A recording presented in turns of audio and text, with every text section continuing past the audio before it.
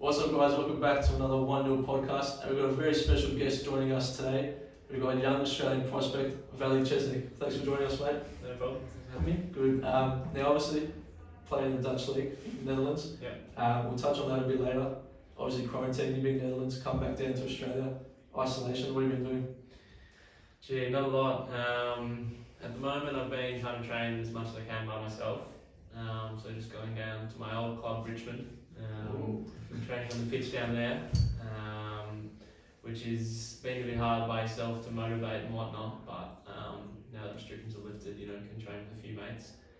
But other than that, I've picked up one subject online at uni. I had to defer my course when I went overseas. So I've taken up one subject to do in my spare time, and then just staying home, staying safe. You FIFA, COD? I'm a COD player. So your brother don't give you that one. Yeah. So you said you played at Richmond.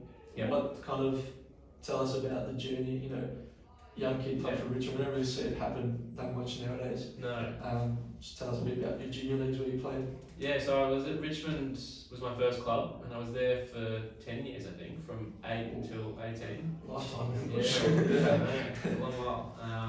And so, I worked up through the ranks there, and for a lot of the time I had the same coach and the same sort of core group of players from about maybe under 13s to under 20s. And then a few of us stayed when we got moved up to the first team, the senior team. And after a season of senior football there, I went to Green Gully for half a year, and then over to Port Melbourne for a season. And moving overseas, my agent, he has a contact in Holland who he works with, who knew some people at SC Cambio where I'm playing, and set up a trial, which was in the end successful, and they asked me to come back for a season in their reserve team. So how old were you when the whole Netherlands stuff started happening? I would have been 19, I think. So 1 year after school? Yeah. So how was that kind of whole experience? Obviously you're still super young. Yeah. And we know often hear with the football leagues here in Australia, the academies and all that is really non-existent. Yeah. So kind of explain like that journey from playing at an NPL club, at Richmond, Green Gully, Port Melbourne, as you said, to then go to a country where Ajax's academy, one of the best in the world, Netherlands really known for their young core talent. Yeah. Kind of what was the first thing you really realised that kind of made you kind of sit back a little bit and go, alright, like I gotta, it's a lot different. Yeah. Well, the first thing is that everyone is technically good over there. Even playing rondos at the start of the training, the goalkeepers are good. They can play with their feet. And I think that's different because the culture is so big about football over there. One training session, one of my teammates was like, did you guys used to play on the street and stuff like that? And I was like, no, we never really did that. If it was playing outside, it was kicking the footy or something like that. That's true. And so I think that's the whole, the mentality and the culture around football is one of the biggest things over there that sort of drives the academy and the passion for all coming up kids to develop. Because it really is, from what in the outside, it really is like the main sport, football. Obviously no footy, there's no other sports that are really well known. Yeah. Whereas here we do have the options. Even hockey is quite big. Yeah. That's right. I was going to say the Netherlands academy is really strong. What's something that Australia could do to promote young kids coming up from the young ages? I think access is a big thing, whether that be cost or facilities. I know to play NPL juniors these days, it's quite expensive to play. It's a lot of money. Yeah, because we played, or we did stop this year. Yeah. But you hear boys who are good enough, but it's a lot of money to play that's for right. those clubs. And so that exactly restricts a lot of good talent to keep developing. And then also in Holland there are a lot of these mini cage pitches all around the country. They're called, I think, Cruyff Fields after Johan Cruyff. And that's where kids go and hang out. They just go and hang out in these small five-a-side cages and just kick until their parents call them in for dinner or something like that. And so, yeah, that's probably a way that, you know. Don't really have much of that here. No, that's right. Yeah. Do you reckon like Australia could do something like we see in England with a lot of young kids coming through the school and then they play soccer and Yeah. schooling like the same day? Kind of that training mentality. Yeah, I think so, because that's one thing that like academies do in Holland. I know some players would train in the morning, go to school, and then it would be gym with the team in the afternoon. And so, you know, you'd have to get schools on board with it to make that timetable. Yeah. But that's definitely a way that it would be easy for all So, bases to be covered. so obviously now with everything going on, the virus, there's talks of like the Premier League or the big clubs maybe getting avoided where they've got to start or not. So the club, you told us just before, the club you're at, were on top of top of the ladder in the second division before all this happened. Yeah. Can I explain, because I know we were shocked when you were telling us before we got Yeah. just wait. So is there any news on when you guys will get back to training, what's going to happen with the season there? Yeah, so the first team at the club that I'm playing at was coming first in the second division by maybe 7 points or something like that. More than likely going to go in. More than likely to go up with only 8 games to play or something like that. And when the season got cancelled, it was decided that, you know, results were void, so they didn't get promoted. The bottom of the first division didn't get relegated. It was pretty, like, it felt like we got robbed a bit. Yeah, that's going to be pretty hard. I mean, to play all those games, have the great success, and nothing to show for it. Yeah, that's right. So it's pretty unlucky. They took it to court, and the trial was last week, but the decision stood, so it didn't get changed.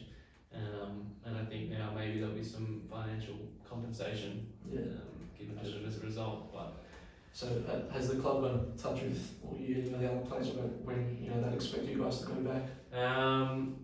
As long as, you know, flights and whatnot allow it, it should be the start of August. Pre-season will commence.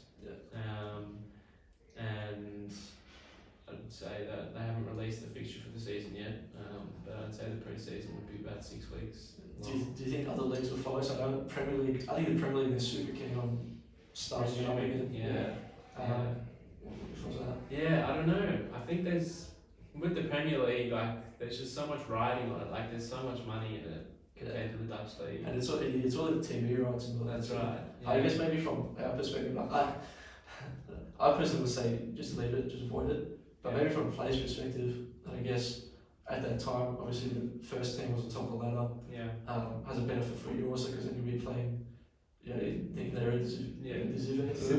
I can't say it. So player progression and stuff too. It does have an impact on a lot. How does that kind of affect you? Because maybe the first team, maybe a bit more. But I assume is there much of a correlation between the first and the reserves? Like, do you guys train together?